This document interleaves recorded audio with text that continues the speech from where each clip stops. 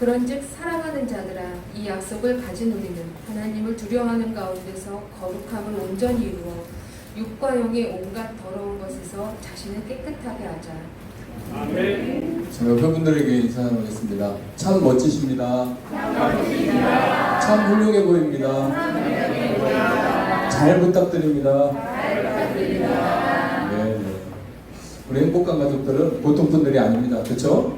네. 하나님 예수 그리스도가 피값으로 여러분을 사셨고, 또 여러분이 성화의 그 길에 한 걸음 한 걸음 나가는 가운데 깨끗하게 하시고 정결하게 하시고 굳세게 하시고 견고하게 하시고 또 복을 주시는, 그렇게 주님의 사랑을 독차지하는 여러분들이기 때문에 한 분 한 분이 너무 귀하고 복됩니다. 특히 코로나19 장기화 사태를 통해서 이렇게 자주 못 뵙는 우리 가족들을 또 생각할 때마다, 또 자주 이렇게 보긴 하지만 교제도 없이 또 돌아가야 되는 여러분들의 모습을 볼 때마다 마음이 아픕니다. 그러나 이와 같은 시련을 통해서 우리가 약해지는 게 아니라, 이와 같은 시련을 통해서 우리가 강철같이 강해질 수 있다는 것입니다. 분명히 이 시련을 통해서 하나님은 계획하는 것들이 있는데, 여러분 모두를 보배롭고 아름다운 그릇으로 빚어갈 줄 믿습니다. 어떤 기초교회 목사님 아들로 태어난 한 목사님이 지금 한 50이 되셨는데, 인생을 돌아보면서 자기의 간증을 할 때 아버지가 가족 예배도 드리자 그러고, 또 성도도 없는데 새벽에도 막 어린 중고등학생이 자기를 깨우고, 그래서 억지로 끌려가서 예배를 드리니까 너무 힘들었대요. 죽을 지경이었다는 거죠. 도대체 예배가 뭔데? 또 예배 계속 그렇게 아버지의 강압에 의해서 예배를 드렸었습니다. 자, 그런데 어느 날 아버지가 다시 또 예배를 드리자고 해서 어쩔 수 없이 끌려가다시피 해서 다시 이제 예배를 드리는데, 아버지 목사님이 하는 말이, 계시록을 펴서 하는 말이, 우리가 천국에 가면 또 예배를 영원히 드린다, 이 얘기를 하니까 그 자리에서 울음을 터뜨렸답니다. 목사님이, 어린 이제 그 아들이 울음을 터뜨렸대요. 그래서 아버지는 은혜 받는 줄 알고 감격. 그래서 이 아이가 이렇게 예배를 드리더니 철이 들었구나, 이제 하나님을 만났구나 했더니, 나중에 어느 대목에서 은혜를 받았냐고 하니까, 그게 아니라 아빠, 이 예배가 이렇게 지겨운데 천국 가서 또 예배를 또 드려? 천국이 좋은 줄 알았더니 천국이 그렇게 좋은 게 아니구나 하면서 울음을 쏟았다는 그 얘기. 사실 저도 그랬습니다. 저도 전도사 때나 그때만 해도, 이렇게 예배가 나름대로 힘들고 어려웠기도 한데, 천국 가면 완전히 그냥 퍼지고 천국 가면 완전히 쉬어야지, 또 천국에 가서 또 예배를 드리나 해서 이게 또 어떤 건가 이렇게 고민한 적은 사실 조금 있었어요, 저도. 근데 우리가 여기에서 한번 짚어봐야 될 게, 천국에 대한 오해가 있었죠. 바리새인들도 오해가 있었는데, 천국은 시집가고 장가가는 이 땅의 어떤 연장선상에 있는 그런 처소가 아니고, 우리가 천사같이 된다고 했습니다. 천사처럼. 그래서 이 죄가 없어요, 천국은. 근데 여기 이 땅에는 죄가 있기 때문에 우리가 막 뭐도 싫고 뭐도 짜증나고 또 욕심도 여러 가지 악한 생각들이 우리를 압도하려고 하죠. 근데 죄가 있기 때문에 이제 우리가 생각하는 것들이 죄에서 멀리 못 벗어나요. 그러나 천사같이 된다면 육체가 아닌 이제 영적인 존재가 돼서 죄가 없는 어떤 곳에 우리가 천국에 간다면, 거기에서 드리는 어떤 예배, 우리가 지금 생각하는 예배와 다르죠. 바쁜데 예배, 또 예배 가면 막 뭐죠? 쌤이가 목사님이 명령적으로 막 이렇게 해서 강압적인 그런 호통치는 그런 설교를 듣는 그런 예배, 그런 예배의 연장선상이 절대 아니라는 겁니다. 그리고 오늘 본문에도 나왔지만 하나님을 경외하는 거 있지만, 두려워하는 거 있지만, 그 경외함이라는 게 이 찬란한 이 세상을 창조하신 하나님, 그 위엄 있으신 그 하나님의 그 힘에 압도되어서, 우리는 그냥 그 권능 앞에 압도되고, 그 거룩함에, 그 거룩한 속성 앞에 우리가 그냥 압도되는 거예요. 어마어마한 하나님의 힘이죠, 위력이죠. 그런 어떤 세계에 우리가 입성하게 됩니다. 그곳에서 찬란한 그 세계를 보게 되고, 우리가 이 땅에서는 죄의 중력, 죄의 관성이 계속 우리를 지배하고 우리 곁에서 그림자처럼 물고 늘어지기 때문에 오늘 기분 좋았다가 아니면 몇 초 후에 몇 분 후에 다시 또 우울해지는 그런 현상들을 겪지만, 죄가 완전히 사라진, 죄의 바이러스가 완전히 사라진 천국에서는 우리가 하나님을 예배한다는 것이 이런 식으로 예배하는 것이 아니라 완전 새로운 모습으로 그분의 모든 것에 대해서 찬양하고 경배하고, 또 그분이 베풀어오는 이 어마어마한 세계에서 우리가 누리면서, 야, 하나님밖에 없구나, 하나님으로 인해 내 인생이 이렇게 아름답게 되었구나, 나를 지으신 분이 이 하나님이라니 하면서 감탄하고 막 그 자리에서 막 찬양을 부를 수밖에 없는 그런 세계에 우리가 도달한다는 것입니다. 그리고 또 여러분들에게 말씀드리고 싶은 거는, 아이들도 공부하라고 아무리 이렇게 막 해도 그건 잔소리예요. 착하게 살아라, 일찍 돌아라, 다 맞는 말인데 애들은 잔소리거든요.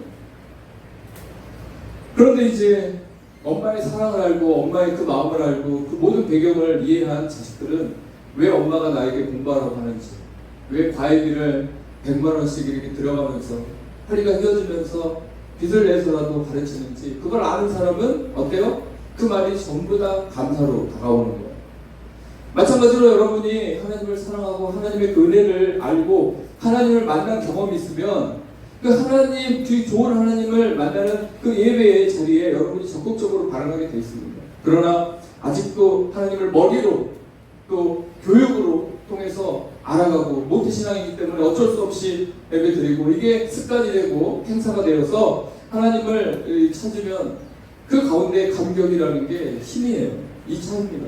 그래서 우리가 여호와의 선하심을 맛보아할지어다, 그의 살아계심을 맛보아할지어다, 그의 경험을 통해서, 그의 사랑을 통해서 우리가 왜 하나님이 거룩하게 살아라고 하는지, 왜 우리를 깨끗하게 하라고 하는지, 그리고 우리를 왜 일거수일투족 찾아다니면서 시선을 놓지 않고 우리에게 다른 길을 제시하는지, 그것을 안다면 우리는 어떤 말씀이 여기서 쏟아지고 선포되고 뿌려져도 여러분들은 아멘 할 것입니다. 믿으십니까? 네. 그렇게 아멘 할 줄 믿습니다. 네, 지난주에 우리가 어떤 그 바벨론 시장에서 아니면 허영 시장에서 진리가 없는 세계에서 우리가 나가야 됩니다. 탈출해야 됩니다. 근데 탈출하는 그 작업이 주님이 도와주시고, 또 우리는 그 내가 지금까지 생각했던 그 모든 것들이 속았다, 마귀한테 속았다, 그런 가치관에 내가 함몰됐다. 그래서 이제는 내가 진리를 발견했고 빛의 세계를 발견했기 때문에 이제 그런 것들의 추구에서 벗어나야 되겠다 해서 탈출하게 됩니다. 자, 그 가운데 세상 것들은 어둠이었고 또 우상들이었고 불법이었고 다 그런 것들이었지만, 하나님의 그 우월하신 그 은총들은 성결이었고 빛이었고 진리였습니다.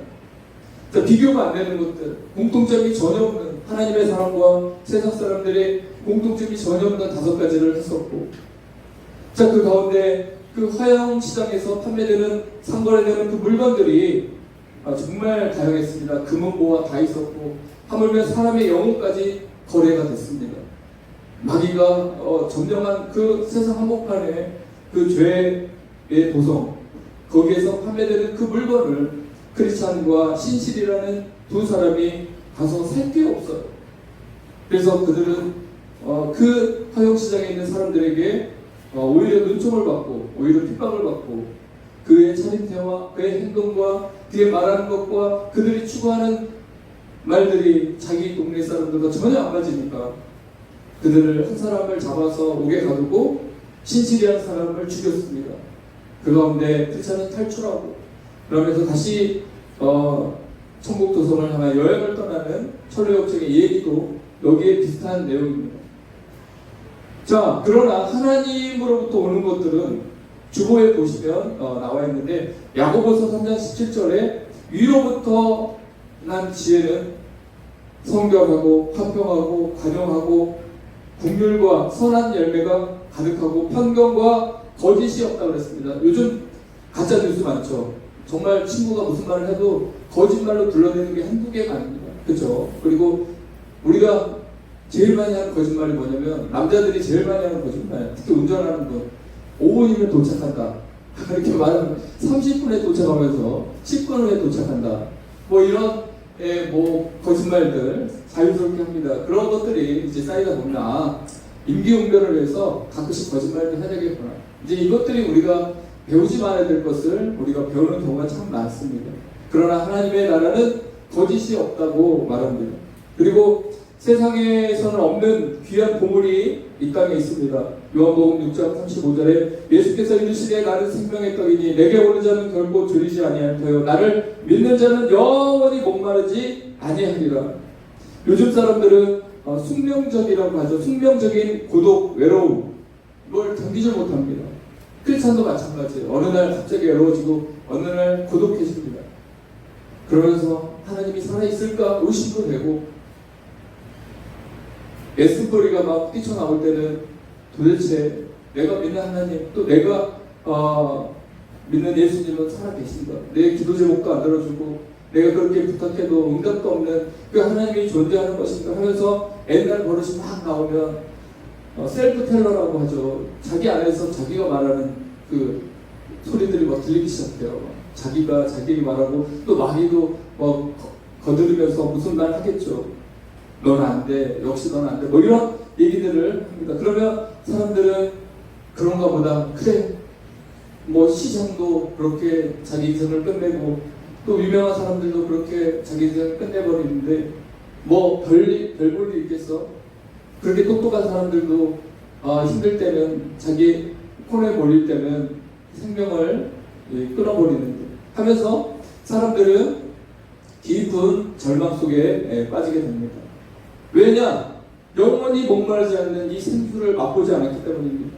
그리고 우리가 굶주리지 않는 생명의 떡, 이것을 우리가 맛보지 않았기 때문입니다. 그런 사람들이 나중에 힘들어합니다. 그래서 우리의 목마름은 오직 하나님을 만날 때, 하나님이 주시는 생수를 우리가 마실 때 비로소 멈춰지는 것입니다.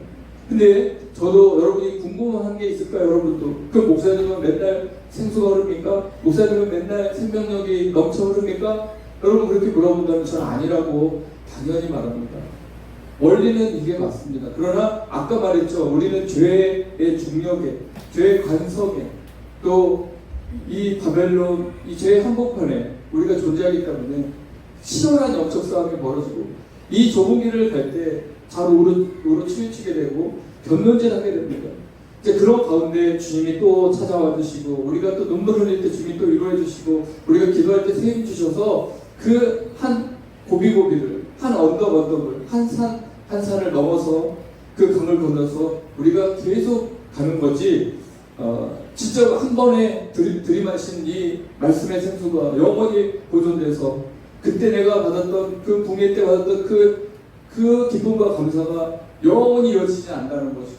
왜냐? 계속 압박해오는 죄들이 우리 곁에 있기 때문입니다. 그러나 이 원리를 우리가 믿고 계속 하나님께 나갈 때마다 생수를 주심으로 다시 목마름이 멈춰지는 그런 삶을 우리가 충분히 살아갈 줄 믿습니다. 또 요한복음 14장 27절에 평안을 너에게 끼치노니 곧 나의 평안을 너에게 주노라. 내가 너에게 주는 것은 세상이 주는 것과 같이 아니하니라. 너희는 마음에 근심하지도 말고 두려워하지도 말라. 주님도 비교합니다. 세상 것과 비교조차 안 된다는 것이죠. 주님이 우리에게 주신 평안, 물론 아버지가 자식에게 위로해주고 친구들이 친구에게 위로해주고 또 공동체 안에서 서로 힘을 북돋아주면 그것으로 인한 위로가 일시적으로 옵니다. 그러나 그 위로도 한시적이기 때문에 영원히 갈 수 없습니다. 어떻게 보면 일회용이라고 볼 수도 있어요. 그 순간. 그러나 주님께서 우리에게 주신 평화는 세상이 주는 평화와 비교가 안 됩니다. 어떤 절망 가운데서 하물며 옥에 갇혔어도, 하물며 경제적인 큰 타격을 입었어도 그 가운데서도 주님이 나에게 주신 평안, 왜냐? 미래를 두려워하지 말라. 세상 사람들이 망하는 세 가지 이유를 금요일날 제가 말씀드렸는데, 첫 번째가 과거를 후회하기 때문에 망한대요. 행복이 없대요. 과거를 보면서 후회한대요. 내가 왜 그때 실수했고 내가 왜 그렇게 그 과거 지향적인 거예요. 과거에 매여 있는 거죠. 왜 저 사람 만나가지고 이런 어떤 과거 지향적인 생각이 사람을 망하게 하고, 두 번째는 미래에 대한 걱정, 두려움, 염려 때문에 사람들이 행복을 놓치고 망한대요. 미래에 대한 두려움 누가 없겠습니까? 저도 있고 여러분도 있고 대한민국도 있고 전 세계적으로 미래에 대한 두려움이 엄습해 왔습니다 지금. 그러나 주님께서 말했죠. 근심하지 말라, 두려워하지 말라, 내가 책임진다, 내가 도와주리라. 한 치 앞도 보이지 않는 이런 어두운 캄캄한 그 밤을 우리가 지나가 주님이 등불이 되어주시고 빛이 되어주셔서 그 고난의 터널을 신속히 통과할 수 있게 주님이 반드시 약속하셨다는 거죠. 그래서 우리는 미래에 대한 두려움과 염려에 압도될 게 아니라 지금 상황은 녹록지 않지만 주님이 반드시 그 미래를 열어가시다라는 그 확신으로 가면 우리가 오늘 행복하게 살 수 있어요. 믿으십니까? 아멘. 그리고 현재 비교하는 거. 비교하다 다 망한다는 거죠. 사람들이 비교합니다. 얼굴도 막 비교해요. 하다못해 자녀들도 큰아들, 딸, 뭐 셋 있으면 다 비교 대상이 됩니다. 왜냐? 사람들이 딱 이렇게 셋을 데리고 가요. 그러면은 첫 눈에 딱 들어오면 첫 마디부터 합니다. 얘 예쁘네. 그럼 둘은 어떻게 되겠어? 같은 남매. 둘은 어떻게 되겠어? 얘만 예쁘고. 그럼 자기는 순간 어린애지만 삐지게 돼요. 그렇죠? 그리고 얘는 공부 잘한다. 또 부모가 이렇게 하면 그럼 얘는 또 뭐냐고요. 이게 다 비교 대상입니다. 교회 안에서도 마찬가지고 직장 안에서도 가정 안에서까지 다 비교 대상이거든요. 이제 이 비교하다가 다 죽는데 망한대요. 우리 믿는 사람들은 어때요? 75억 분의 1이잖아요. 우리가 하나님이 우리를 창조할 때 어머니 태에서부터 복중에서부터 창세전부터 애정했다고 했어요. 그럼 우리가 그렇게 귀하게 하나님의 작품으로 태어났어요. 근데 그런 작품인데 남하고 비교해서 하다못해 얼굴이 크냐 얼굴이 작냐, 키가 크냐 키가 작냐, 이런 것부터 전부 다 비교하면서 배우자도 찾고 막 그렇답니다. 물론 그렇게 배우자를 찾는 것은 당연한 거지만 지나치면 그거는 하나님이 보실 때 네가 모르는 게 참 많구나 이렇게 생각할 겁니다. 아무튼 하나님께서 우리에게 두려워하지 말라고 또 했으면 하고, 또 환난을 당하나 담대하라, 내가 세상을 이겼노라고 했습니다. 그래서 세상 사람들이 이기지 못한 게 죽음이죠. 그러나 크리스천들은 부활의 유전자가 있다고 그랬죠. 그래서 우리는 죽음을 이겼습니다. 이미 이겼습니다. 그래서 그런 부분에서 차별화가 된다는 거죠. 그리고 죄를 또 주님이 십자가에서 다 이기셨죠. 자, 우리는 왜 구별돼야 합니까? 세 번째 이렇게 시리즈 해오고 있는데 오늘 몇 가지만 살펴보면서 여러분이 이제 세 번이나 정체성에 대해서, 아이덴티티에 대해서 우리가 세 번이나 설교를 들었다면 이제 이 설교를 삶에 적용을 해야 됩니다. 왜냐하면 듣고 잊어버린 자는 미련한 자라고 그랬습니다. 듣고 잊어버린 자는 모래의 집을 진 자라고 그랬습니다. 근데 듣고 행하는 자가 반석 위에 집을 짓는 자입니다.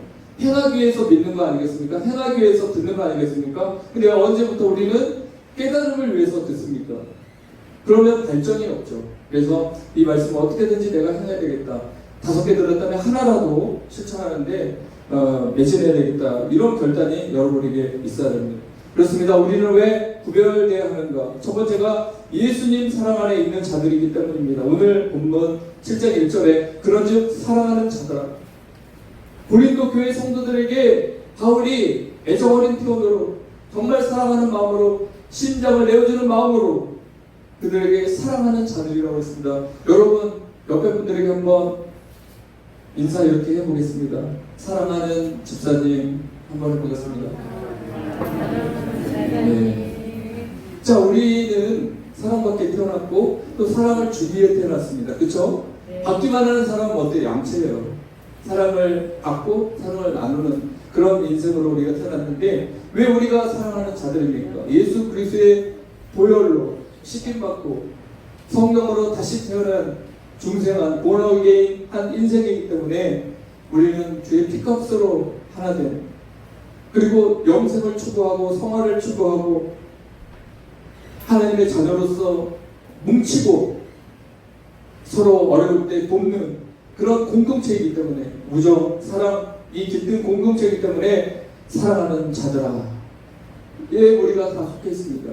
우리가 하나님 안에 사랑받는 자이고 또 부모가 자식들을 이렇게 사랑할 때 사랑하는 자들이잖아요.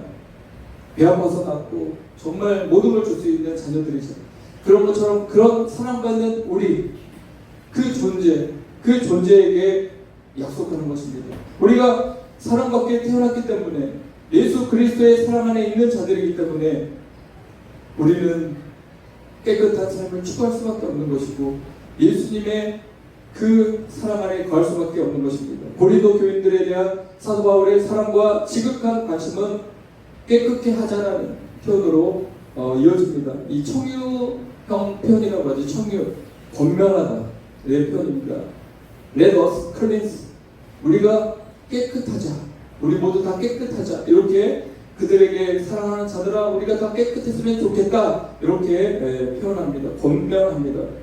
사도 바울의 1인칭 복수형을 사용하여 거룩함에 대한 권고가 고린도 교인들뿐 아니라 자신에게도 적용되는 걸 말합니다. 나도 깨끗하게 할 테니 너희도 우리가 구별되게 살자.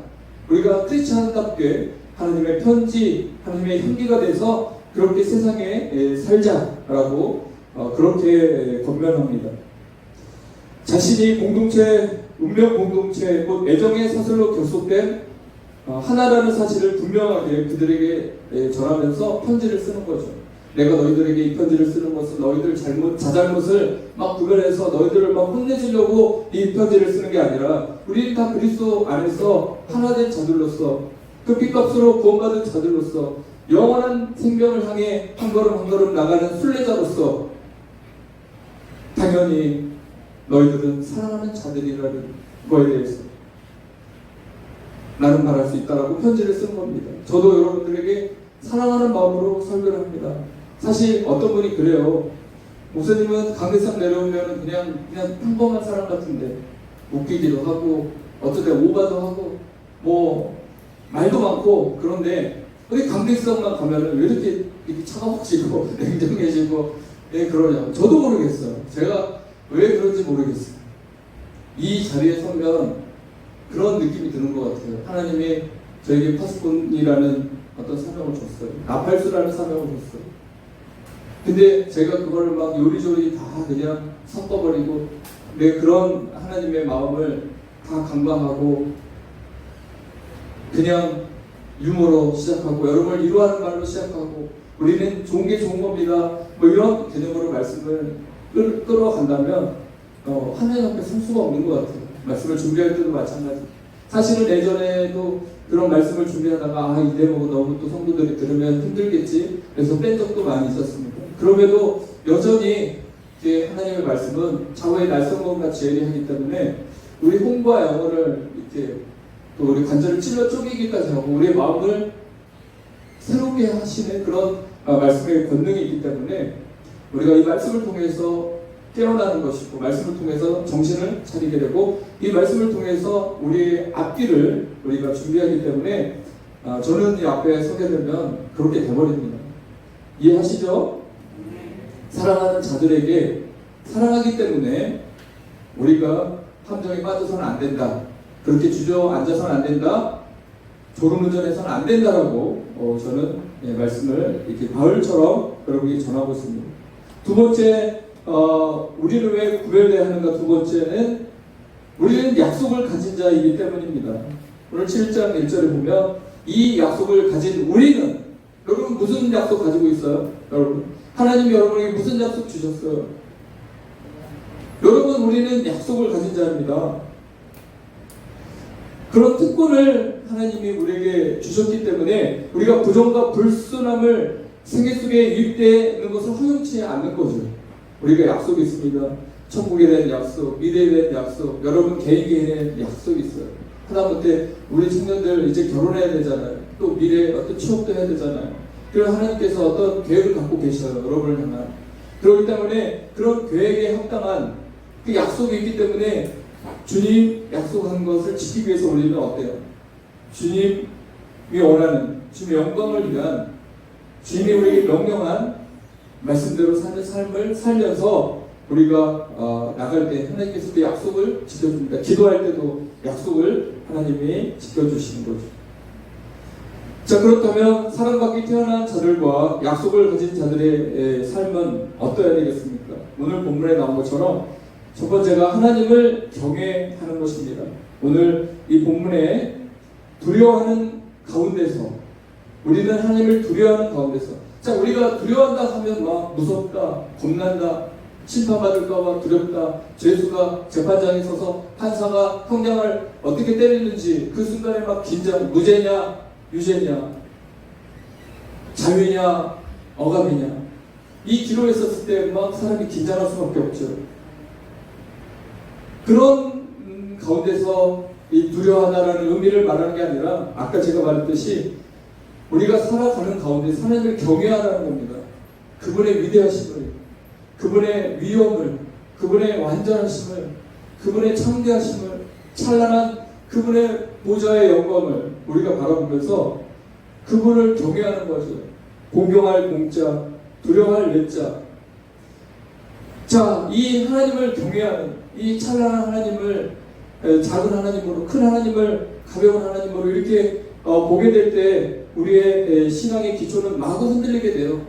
만약에 여러분들이 하나님을 경외하지 않고 위대하신 분을 위대하게 인정하지 않는다면 다 흔들립니다. 우리 신앙의 기초는 다 흔들릴 수밖에 없어요. 하나님의 영광과 하나님의 세계의 경영 앞에, 그리고 그분의 크심 앞에 감탄하며 찬송과 경배를 드리고 감사와 찬양을 드리는 그런 삶을 사는 가운데 우리가 깨끗해질 수 있고 정체성을 유지할 수 있는 것입니다. 잠언서 16장 6절에 여호와를 경외함으로 말미암아 악에서 떠난다고 했습니다. 하나님을 경외하는 가운데 우리가 악에서 떠날 수 있어요. 많은 크리스찬들이 왜 무너집니까? 많은 젊은 청년들이 왜 주님 믿다가 방황합니까? 왜 죄를 밥 먹듯이 짓습니까?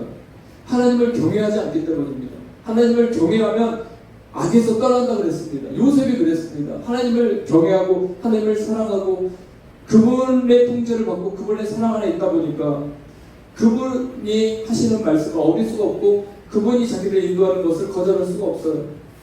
결국 그래서 30살에 애국 총리로 하나님 발탁시킵니다. 다니엘은 포로로 끌려간 청소년인데 세계 나라에서 총리의 역할을 감당했습니다. 하나님이 그렇게 세워줍니다. 믿으십니까? 그렇습니다. 시편 19편 9절에도 여호와를 경외하는 도는 정결하여 영혼까지 이루고 여호와의 법도 진실하여 다 의로우니, 하나님은 스스로 계신 자라고 했습니다. I am that I am. 그리고 하나님은 또 말씀하십니다. 자기 스스로를 천지를 창조했다, 우주의 무뼈를 만들었다라고 주님께서 직접 얘기하십니다. 이렇게 자신 있게 스스로를 말하는 신이 어디 있겠습니까? 이 유일한 하나님이 법을 제정해도 선한 법만 제정하고 사랑하는 자녀들에게 좋은 길만 제시한다는 것. 그러니까 그 하나님을 우리가 경외하는 가운데 우리의 삶의 성화가 일어나는 것입니다. 하나님의 임재 안에 거하고 있음, 늘 하나님을 의식하는 하나님 면전의식, 이런 것들이 있을 때 우리가 온전해지고 더러운 곳에서 자신을 깨끗하게 하고 정체성 있는 삶을 살아갈 수 있는 줄 믿습니다. 그리스도인의 성화 가운데는 두 가지가 있습니다. 칭의. 칭의는 하나님이 의롭다라고 인정해주고, 그리고 성화는 우리를 이제 하나님과 합력하면서 한 걸음 한 걸음 거룩의 단계로 이어나가는데, 이 성화의 단계에서 단번에, 아까 말했던 생수 한 번 마셨다고 끝나는 게 아니고 단번에 우리가 성화된 사람이 아무도 없어요. 세상 사람들도 철 들었냐 철 안 들었냐 얘기 많이 하잖아요. 너는 60인데 철이 안 들었냐, 너 50인데 이렇게 철이 없냐, 근데 막 30인데 이렇게 너 철 들었냐, 이런 얘기 하잖아요. 마찬가지로 기독교 안에서도 이 성화라는 것은 끊임없는 자기의 노력, 발전, 이런 것들을 통해서 가능합니다. 이 거룩의 단계로 가는 거죠. 그래서 이렇게 공동체 모임, 제자 훈련, 그리고 소그룹 모임, 또 교형 예배, 또 요즘에 줌으로 하더라고요. 다른 교회들도 줌으로 해서 서로 교제하더라고요. 그래서 저도 우리 행복한 교회 이제 줌으로 해야 될 때가 왔나, 코로나가 딱 끝나면 줌으로 안 해도 될 텐데 이제 한번 생각해 보고는 있는데, 어떻게 하든 그런 교제 이런 것들을 통해서 우리가 성화되고 성장해 나간다는 것입니다. 자, 마지막 주님의 시간이 도달했을 때 계시록 22장에 이제 만물을 새롭게 하시는 그 주님의 세계가 도래했을 때, 은혜의 기간이 끝날 때, 성실하고 일관되게 거룩함을 멸망했던 그리스도인들은 그대로 거룩해질 것입니다. 그러나 그 순간을 참지 못하고 그 순간 세상에 보암직도 하고 탐스럽기도 하고 지혜스럽기도 한 그 세상을 향하여 눈을 돌리고 발걸음을 돌린 사람들은 그 불의를 행함으로 그 더러운 자에 속해버린다는 것입니다. 여러분, 거룩한 자에 속할 것입니까? 아니면 더러운 자의 숫자에 들어가서 거기에 속할 것입니까? 우리는 거룩한 자의 자리에서 속한 인생으로 살아가는 줄 믿습니다. 그래서 부익부 빈익빈이라는 말이 있듯이 신앙의 패턴도 거룩을 추구하는 사람, 주님 앞에 가까이 가려고 하는 사람, 비록 죄를 지을지라도 그런 사람은 점점 신앙이 성장하지만 계속 밀린 사람, 그 사람은 퇴보하게 되어 있습니다. 더 가난해지게 되어 있습니다. 그리스도인이라고 공언하는 사람들 중에는 하나님의 거룩함의 표준을 무시하거나 가볍게 여기기 때문에 거룩함과 참된 성화에 크게 못 미치는 이들이 많이 있습니다. 그들은 그저 그런 절반의 순종에 만족하고 경건의 능력이 없는 경건의 모양에만 집착하게 됩니다. 바울이 말하는 거룩함은 하나님과의 신령함과 생명 있는 교제를 통해서만 이루어진다라고 말합니다. 하나님과 교통하고 그분의 말씀을 연구하며 성령의 중보를 통해서 계속 유지됩니다. 자, 마지막으로 세 번째, 자신을 깨끗하게 하는 것입니다. 요즘에 비가 많이 왔죠. 그래서 어제 막 사진 페이스북에 보니까 어느 동네 찍은 사진, 어느 동네에서 구름, 붉게 타오르는 구름도 있고요. 이제 오랜만에 푸른 하늘 보니까 사람들이 막 하늘 사진을 찍어서 올리더라고요. 비가 와줘서 그런 하늘이 보이는 거죠.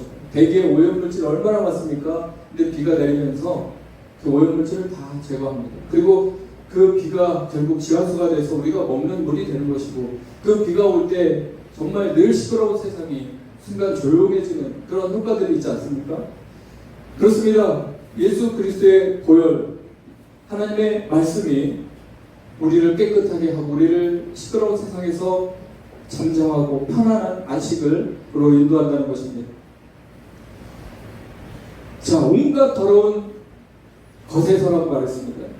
육과 온갖 더러운 곳에서 우리가 자신을 깨끗이 하는데, 여러분 이 표현에 밑줄쳐야 됩니다. 왜냐? 우리가 사는 세상을 보여주는 거예요. 한 단면을 보여주는 거예요. 왠지 알아요? 이 세상은 이렇다라는 걸 바울이 정의했습니다. 예수님도 예수님은 세대를 표현할 때 이 음란한 세대라고 했어요. 2000년 전인데도 음란한 세대라고 표현했고, 죄가 가정한 세대라고 표현했습니다. 어떨 때는 악한 세대라고도 표현했습니다. 그러니까 주님이 볼 때 이 세상은 기울어져 있어요. 죄악으로 기울어져 있어요. 자, 그러기 때문에 이런 온갖 더러운 것들이 우리 주위에 있다는 거예요. 우리 주위에 그냥 이것들이 그냥 상시 머물고 있어요. 거기에서 우리가 자신을 깨끗해야 되니까 쉬워요, 어려워요? 여러분, 흰옷 입고 밥 먹다가 고춧가루 이렇게 튀어가지고 여기 빨갛게 하고 다니면 창피해, 안 창피해요? 우리가 만약에 더러운 옷을 입고 다니면 정말 창피해서 오늘은 빨리 퇴근하고 싶고 빨리 집에 가고 싶고 그래요. 근데 우리가 온갖 죄들이 우리 생각 속에, 마음 속에, 내면과 애면 다 이렇게 포진하고 공격해 올 때 우리가 그런 죄들에 가까이 있으면 답답해요. 그래서 깨어있는 사람은 죄를 짓고 막 답답하고, 깨어있지 못한 사람은 죄를 지어도 무감각이죠. 뭐 죄를 짓는 건지 안 짓는 건지도 모를 정도입니다. 자, 그렇습니다. 에레미야 17장에도 만물보다 더 부패한 게 우리 마음이래요. 저는 이 말씀을 요즘에 더 실감하고 있습니다. 아까 셀프 테러라는 말을 했는데, 저는 영적 싸움을 하는데, 이제 이렇게 기도하고 이 정도 했으면은 영적 싸움에서 항상 고지에서 마귀들을, 아니 귀신들을, 그 유혹들을 그냥 가볍게 그냥 물리칠 수 있을 거라고 생각을 했습니다. 그런데 또 저에게도 그 끊임없는 공격이 오더라고요. 귀에서 막 마음에서 뭔가 이게 나쁜 것들이 막 들려오는 그런 순간에 이제 저도 놀랐습니다. 그러면서 이게 끊임없는 영적 싸움이구나.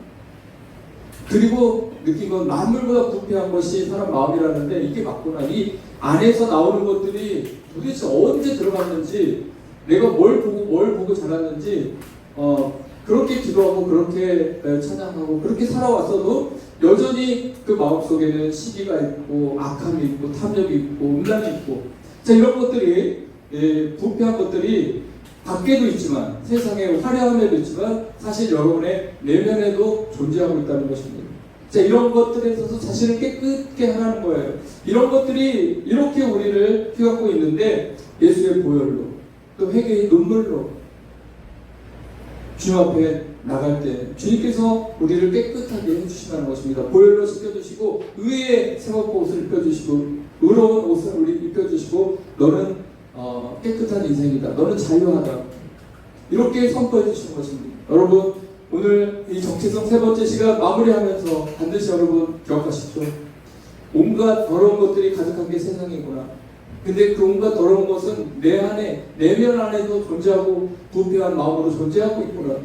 이와 같은 때 날마다 자신을 깨끗게 하라는 약속이 있는 자로서, 사랑받는 자로서 자기 자신을 깨끗게 해야 되는 그 책무와 의무가 있는데, 그 과업을 이루기 위해서 말씀과 기도와 또 예수 그리스도의 보혈과 성령의 도우심을 따라 오늘도 우리가 그 정체성을 가지고 참된 평화와 또 죽음을 이긴 그 승리의 담대함과 그리스도의 사랑으로 우리가 이어져서 함께 동행한다면 우리는 바울이 고린도 성도들에게 말한 애정 어린 마음으로 그들에게 강력하게 부탁한 자신을 깨끗게 하자라는 그 말씀을 분명히 적극적으로 시행하며 그 승리자의 자리에 여러분이 올라설 줄 믿습니다.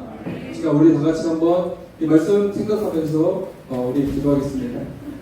하나님, 이제 믿지 않는 자들과 멍해맺는 파트너십을 갖는 그런 부분에서 이제 내가 신속히 탈출하겠습니다. 성경과 우상, 의와 불법, 이런 것들이 우리 앞에 있습니다. 부정한 것들을 만지지 말고 하나님을 경외하고 또 온갖 더러운 것에서 자신을 깨끗하게 하며 그 약속을 끝까지 붙들고 나가는 우리 행복한 가족들 되게 하시고, 그 가운데 하나님의 위로와 끊임없는 지지와 도움과 권면이 날마다 있어 우리가 넉넉히 승리할 수 있도록 하나님 그 길을 열어달라고 지금 주의 이름 한번 부르고 우리 통성으로 기도하겠습니다.